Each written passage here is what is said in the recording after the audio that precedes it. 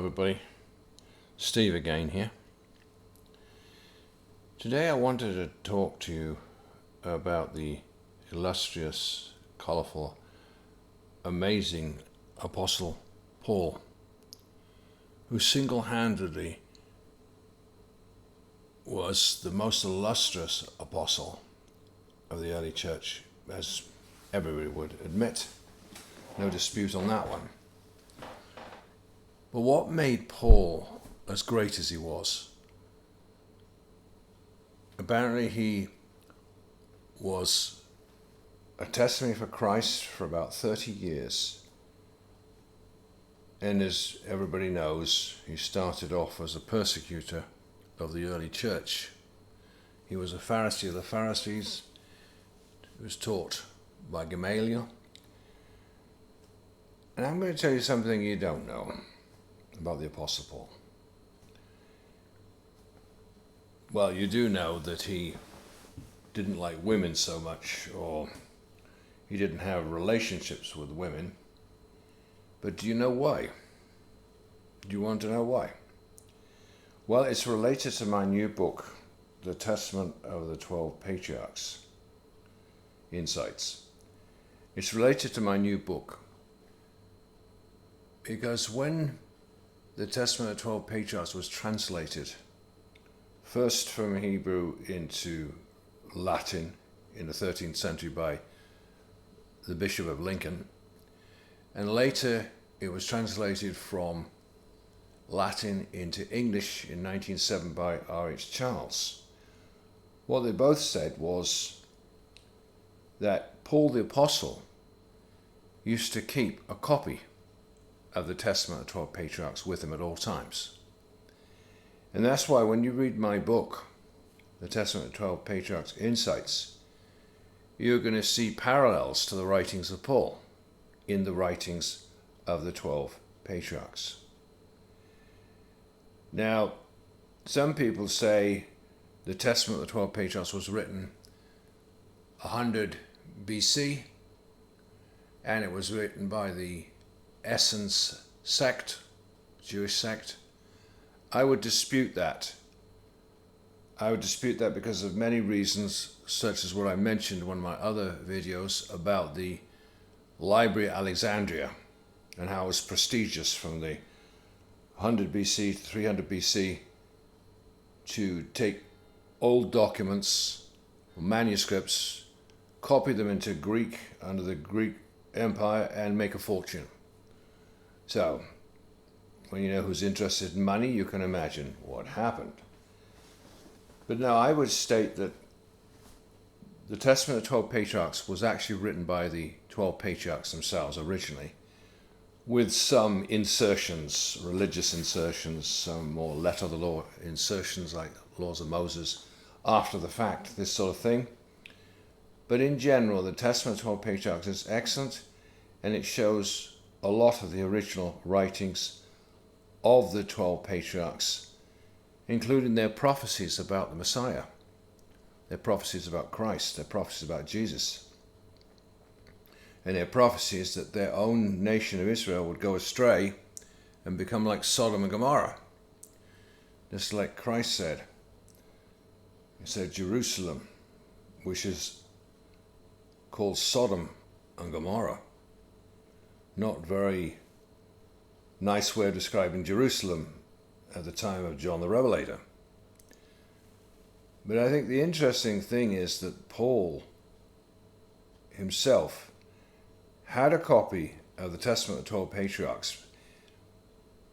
And I think that he especially was paying attention to Reuben, the older brother, which is the first testament you will read, and possibly to some things that Judah said, because both those patriarchs were in some ways speaking derogatory against women and blaming women for their own escapades.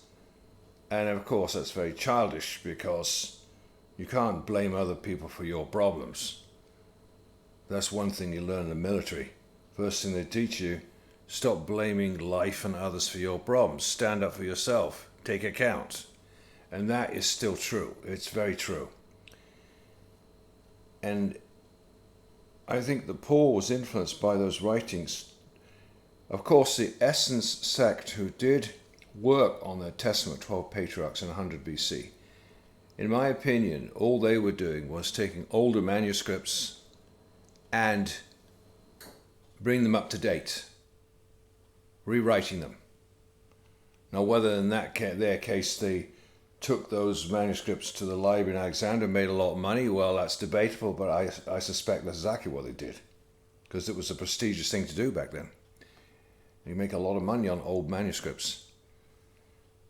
But as far as Paul was concerned, being a Pharisee of a Pharisee and brought up at the hand of Gamaliel, who was a top Pharisee, somehow he had access to a copy of the Testament of the 12 Patriarchs. And he also knew that they had been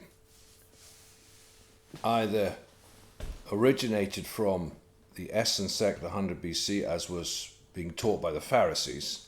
There's a whole story in that, why the Pharisees would like to claim that they, or through an Essence sect, wrote the Testament of 12 Patriarchs in 100 BC. But in my investigations in my book, I found that's not possible. It was written originally in 100 BC because of the many things that the actual patriarchs say that's too derogatory of the very Pharisees themselves. And so why would the Pharisees write a book against themselves? Nobody would do that. But you've got to read my book, The Testament of 12 Patriarchs, to see for yourselves. But back to the subject for the matter for the present, talking about Paul the Apostle. I'm convinced he was influenced by the fact of the Essence sect in 100 BC, which was celibate, and from Reuben's testimony in talking against women, as you see that Paul does to some extent in the New Testament. Of course, this is not to negate the incredible advancement of Christianity by the hand of the Apostle Paul. He was totally dedicated to Christianity.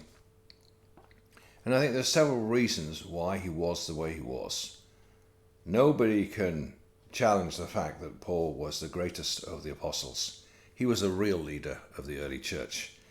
Himself actually confronted Peter, who was supposed to be the head of the apostles.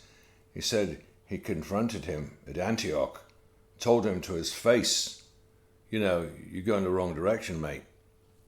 Because they were compromising with the concision.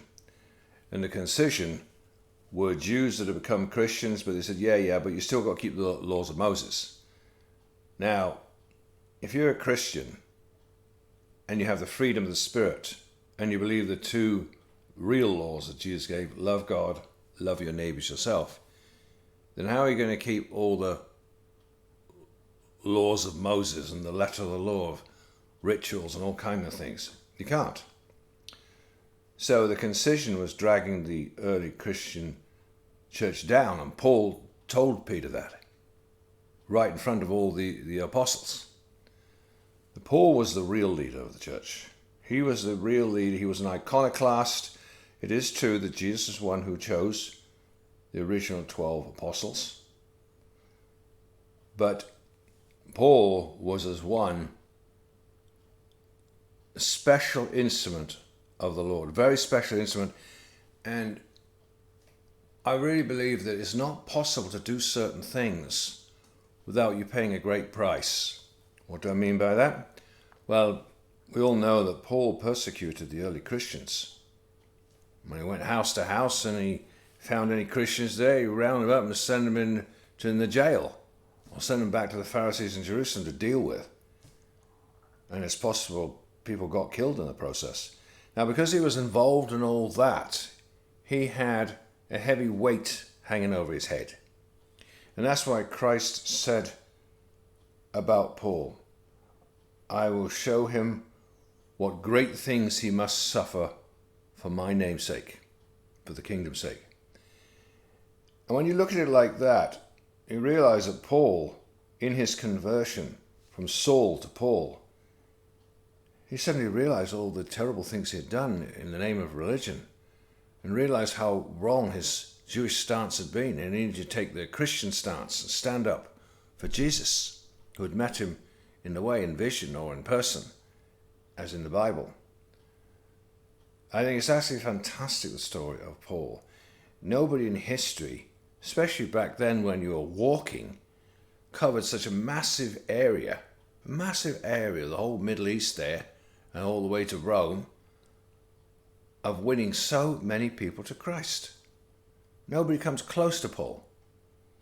Of course, he had some companions like Silas and Barnabas and a few others, but it was mostly single-handed that he won such a great area for Christ.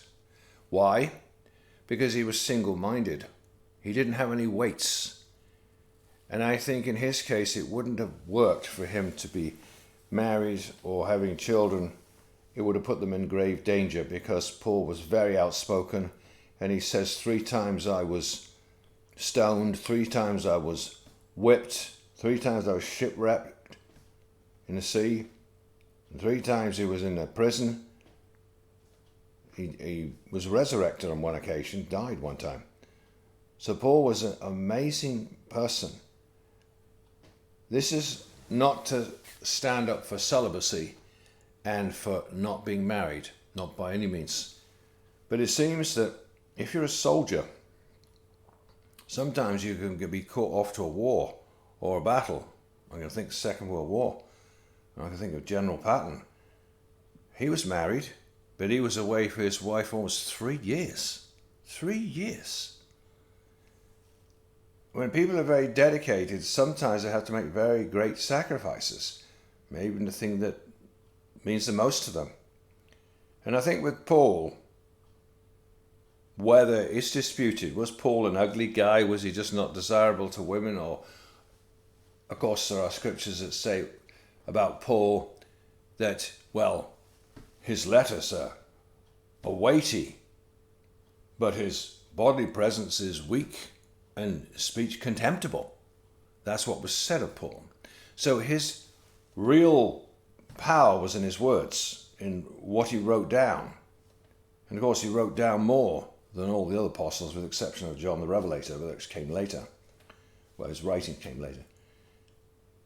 But I think it's very interesting to find out that Paul had a copy of the Testament of the 12 Patriarchs. I personally, as a married person, I believe that most people should get married, and I think it's a godly thing to be married. But I can understand why Christ also says that some men were born eunuchs, and some were made eunuchs of men, and some made themselves eunuchs for the kingdom of God's sake. The fact that Christ actually said that shows that some people have given up relationships, male and female relationships, in order to be very dedicated to whatever cause they're following. You know, of course, you have nuns, you have monks, and we know some illustrious nuns like Mother Teresa, who dedicated their whole life to helping the poor there in Calcutta in India. Of course, all of us praise her for doing that. And we can understand there were certain people, iconoclasts, individuals, who dedicated themselves to being celibate for the cause that they could be single-minded. Now, I can understand that in the case of some people. I think for most people, though, are not cut out for that. Most people are cut out to have a male-female relationship somewhere. I think that is what God commanded in the beginning, and he also said, be fruitful and multiply. And I'd also say about that Essence sect that worked on the Testament of the 12 Patriarchs in 100 BC, they all died out. Well, that's what happens when you don't get married and you don't have children. You know, you're going to die out. So obeying God's first commandment, I think, is important. Personally, I think it's very important to obey God's first commandment. Be fruitful and multiply. God stated that commandment to Adam and Eve. He also stated it to Noah and his sons right after the flood, showing that the first command is very important. And marriage is very important too, as Paul even confessed. Although he was celibate, he did say about himself, I wish that most would be like me, because he wanted people to be as dedicated as he was. And if you read the Apostles and the book of Acts, if you read the Gospels and the book of Acts, you will find out that Paul bemoaned the fact that he couldn't find anybody like unto himself, as dedicated as himself. He couldn't find somebody that could continue his ministry. Very sad to realize that. But I wish that people would know more about Paul. Okay, he was celibate. Okay, he had a problem with women. I'm sure now that's changed a long time ago since he went to heaven, I can imagine. But I do think that sometimes, for the sake of dedication, for the sake of being a soldier even, a warrior, there are things you have to forsake. As Jesus said, if a man forsaketh not all they have, he cannot be my disciple. So if you're going to be very dedicated, sometimes you have to forsake the things you like and want the most. And that's not easy, but Paul did it. In his case, I think it was necessary, because if he had had a wife and kids with him, they would probably been in grave danger because of opposition and persecution. And Paul was executed when he was 66 years old, after 30 years of powerful ministry, winning the whole world to Christ. He was beheaded by the Caesar, or Caesar's orders. But I think it's very interesting to find out that Paul had a copy of the Testament of 12 Patriarchs with him. And it's also amazing, not just from the point that he was celibate and probably had listened to, especially Reuben's attitude towards women, which I urge my female audience to not get offended with Reuben and what he says. Remember, these guys lived 3,700 years ago. And I think there's another reason why they were sometimes speaking against women. And it was because at the time of the Patriarchs, and this is another point that proves it was the Patriarchs that wrote these original Testament of the Patriarchs, it was only some 500 years after the flood. If you read my other Insights books about the times before the flood, you'll find in the last 500 years before the flood that the women, a lot of the women, especially licentious daughters of Cain and their descendants, they started abandoning the use of the men because they had something better. They had fallen angels. And so the men were being abandoned. All kind of terrible things were happening. And I think it's possible that after the flood, early on, people knew about these things, and they didn't want their women becoming like the women before the flood, going after fallen angels or what became demons and devils. Of course, I'm not ignorant. I know that in witchcraft circles are still into that stuff today, but it's not so obvious and it's not so blatant. It's not so right in your face like it was back then before the flood. But anyway, all this to say that Paul, who I consider was the best sample of the early church, of being a witness for Christ, winning souls, millions of them. In the early days, he was an avid reader of the Testament of the 12 Patriarchs.